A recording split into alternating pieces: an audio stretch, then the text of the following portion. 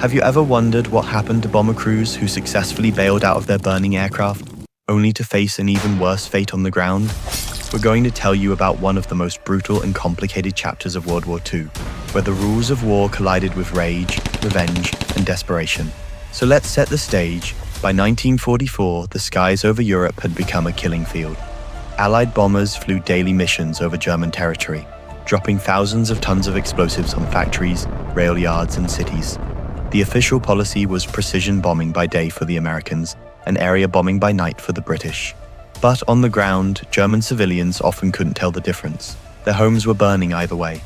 When an Allied bomber went down, whether from flak or fighters, the crew had seconds to bail out. If they were lucky, their parachutes opened and they drifted down to earth. But what happened next depended entirely on where they landed and who found them first. And for hundreds, possibly thousands of Allied airmen, survival in the air meant death on the ground. August 26, 1944. A small industrial town called Rüsselsheim, just outside Frankfurt. 2 days earlier, an American B-24 Liberator nicknamed Wham! Bam! Thank you, ma'am, had been shot down near Hanover. All 9 crew members bailed out and were captured by German military personnel. Standard procedure would have them transported to a prisoner of war camp. But the night of August 25th changed everything. The Royal Air Force sent 116 Lancaster bombers to Rüsselsheim to destroy the Opel factory, which was manufacturing airplane parts for the German war effort. They dropped 674 2,000-pound bombs and over 400,000 incendiaries.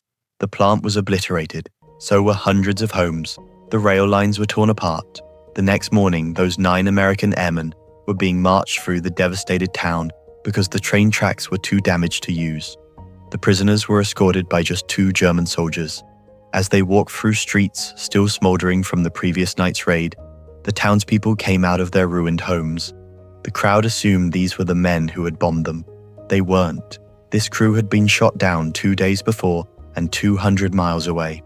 But rage doesn't stop for fact-checking. 2 women, Margarete Witzler and Ketta Reinhardt, started shouting, "There are the terror flyers!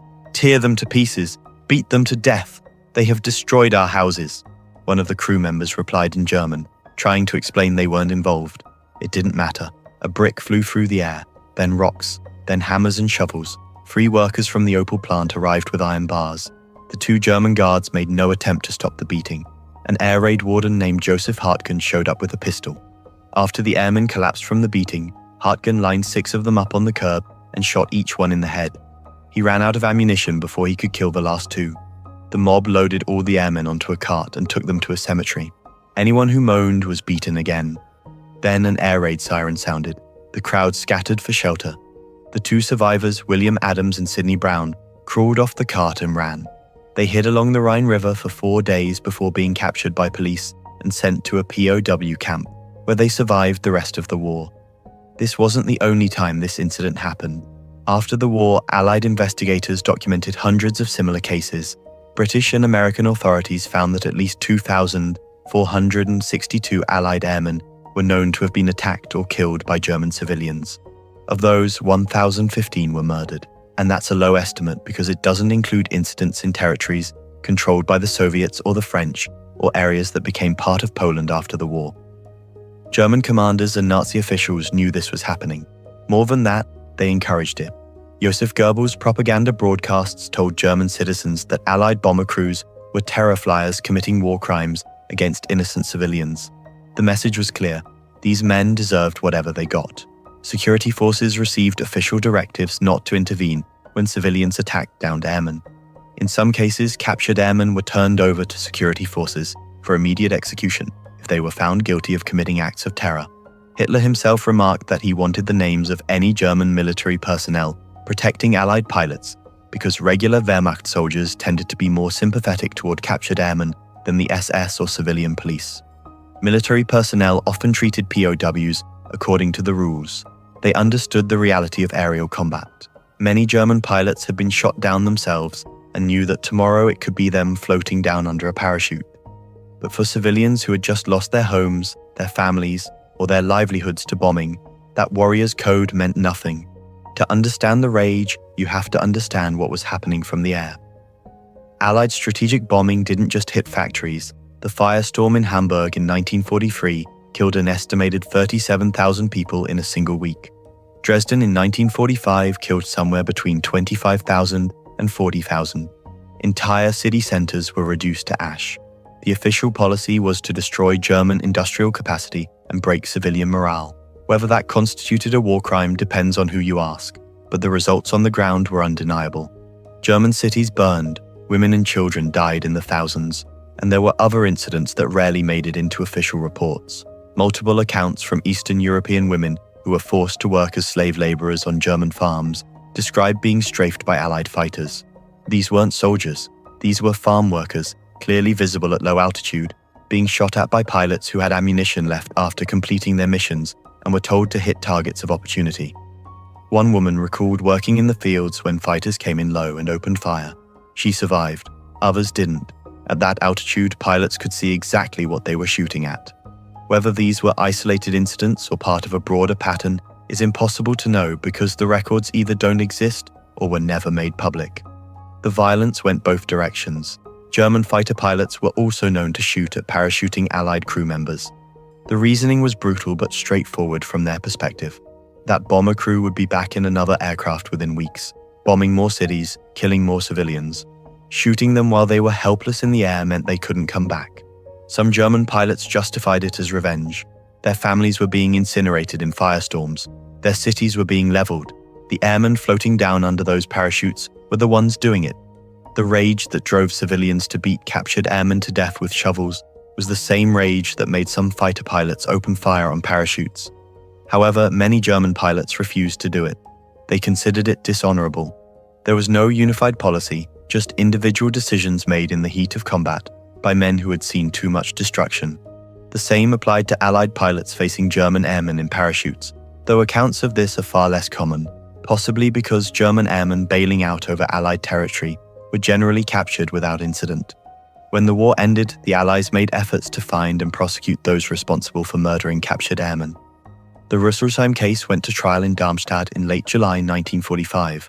11 people were arrested, including Josef Hartgen and the 2 women who had incited the mob. The defense argued that Goebbels' propaganda had driven them to it, that they weren't responsible for actions taken under the influence of years of indoctrination. Lieutenant Colonel Leon Jaworski, who would later become famous as the Watergate prosecutor, rejected that argument completely. They were all grown men and women, he said. If they are called on to commit murder, and they do, they are just as responsible as any other murderers. The chief investigator Luke Rogers was equally unsympathetic. He pointed out that Allied towns had been bombed just as badly as Rüsselsheim, but every single case of downed pilots being beaten and murdered had come from Germany. The difference wasn't the bombing, the difference was the response. The trial lasted 6 days. 7 defendants were sentenced to death, including Hartgen and the 5 men who had done the actual killing. The 2 women who incited the mob also received death sentences, but after their families pleaded for mercy, the sentences were commuted to 30 years in prison. 3 others received 15 to 25 years of hard labor. On November 10, 1945, 5 of the condemned were hanged at Bruchsal prison. Another attacker, Franz Umstatter, was tried in 1946. Witnesses testified that he had stomped on the victims so hard his boots broke. He was convicted and sentenced to death, but his conviction was overturned on a technicality in 1948. A 6th man, Otto Stolz, was hanged in 1947. The 303rd Bombardment Group maintains a memorial webpage listing every crew member from their group who was murdered after bailing out, along with details of whether the perpetrators were caught and what sentences they received. The page is supplemented with original trial documents. These weren't rare cases. This was happening across Germany. How many Allied airmen were killed by civilians or security forces after bailing out? The official number is over 1,000 confirmed deaths. The real number is likely much higher, possibly several thousand. Many incidents were never investigated, either because there were no witnesses, no survivors, or because the chaos at the end of the war made it impossible to track down perpetrators. How many German civilians were killed by Allied bombing? The estimates range from 400,000 to 600,000. How many of those were deliberate targeting of civilians versus collateral damage from attacks on military and industrial targets is a question that still generates arguments among historians. How many incidents of Allied war crimes occurred that were never documented? Unknown. Victor's justice isn't just a phrase, it's a reality of how history gets written. The extensive documentation of German atrocities exists partly because the Allies won and had the resources and motivation to investigate. Documentation of Allied atrocities is far more scattered and incomplete. For Allied bomber crews, the experience of being shot at while parachuting down was pure terror. You're hanging helpless in the air, watching a fighter line up on you, knowing there's nothing you can do. Some crews reported that German civilians on the ground would shoot at them with rifles as they descended. For those who landed safely and were captured by military personnel, treatment varied. Many were sent to POW camps like Stalag Luft 3, where conditions were relatively bearable compared to camps for other prisoners. But if you landed in or near a city that had just been bombed, your odds of surviving the first hour were not good. German fighter pilots faced similar decisions. Do you shoot at the parachute or let them go? Some did, some didn't. The ones who did often justified it by pointing to what those bomber crews were doing to German cities. The ones who didn't considered it beneath a warrior's honor to kill a defenseless enemy. The line between legitimate military action and war crime was tested constantly. Under the 1929 Geneva Convention and the 1907 Hague Convention, captured prisoners must be treated humanely and protected from violence. Shooting someone who has surrendered or is incapacitated is explicitly forbidden. Germany was a signatory to both conventions, but when your family is dead because of a bombing raid and the men responsible for it are standing in front of you, legal technicalities don't carry much weight. The same rage that drove civilians to murder also drove decisions in the air. There are accounts from the Eastern Front and other theaters that never received the same attention as incidents in Western Europe. Soviet treatment of German prisoners was notoriously brutal, and German treatment of Soviet prisoners was genocidal. The rules of war broke down completely on that front. Similarly, in the Pacific Theater, the treatment of downed airmen by Japanese forces was often fatal. The difference is that in Germany, there were trials. In Japan, there were trials, but for Soviet actions, there were no trials. For certain Allied actions, particularly involving the Soviets, there were no trials. The uncomfortable truth is that all sides committed acts that violated the laws of war. The degree, scale, and intent varied enormously, but the idea that one side held the moral high ground in every situation doesn't match the evidence. Many of the Germans convicted in the Rüsselsheim trials served their sentences and were released in the 1950s. Most returned to Rüsselsheim. Residents would debate behind their backs what roles they had played in the massacre. The town itself struggled with the legacy of that day for decades. For Allied veterans, the experience of being beaten or shot at after bailing out left deep scars. Some never spoke about it. Others dedicated their lives to ensuring it was documented and remembered. Organizations like the 303rd Bombardment Group Historical Society maintained detailed records specifically to preserve the memory of crew members who didn't survive their parachute descent. Walter Manning, a highly decorated black American fighter pilot, was lynched by locals while in a Luftwaffe prison. His death was never fully investigated. He was one of many whose stories remained incomplete. When does a civilian become a combatant? When does legitimate military action become a war crime? When does revenge become justice? The bomber crews were following orders. The civilians were responding to the destruction of their homes and families.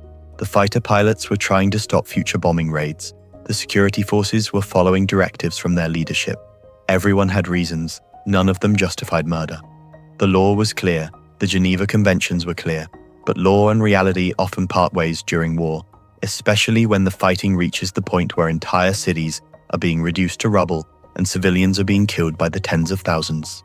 The airmen who bailed out over Germany weren't thinking about strategic bombing policy or the ethics of total war. They were thinking about survival. The civilians who attacked them weren't thinking about international law. They were thinking about revenge. The pilots who shot at parachutes weren't thinking about honor codes. They were thinking about preventing future raids. War strips away the abstractions and leaves raw human emotion. That's when the worst happens. That's when people who would never consider murder in peacetime become killers. That's when the rules break down. The parachutes floating down over Germany between 1942 and 1945 carried young men who thought they were about to survive. Some did. Hundreds, possibly thousands, did not. They didn't die in glorious combat. They died being beaten with shovels, shot by air raid wardens, or strafed by fighters as they hung helpless in the air. The memorials and trial records exist to document what happened.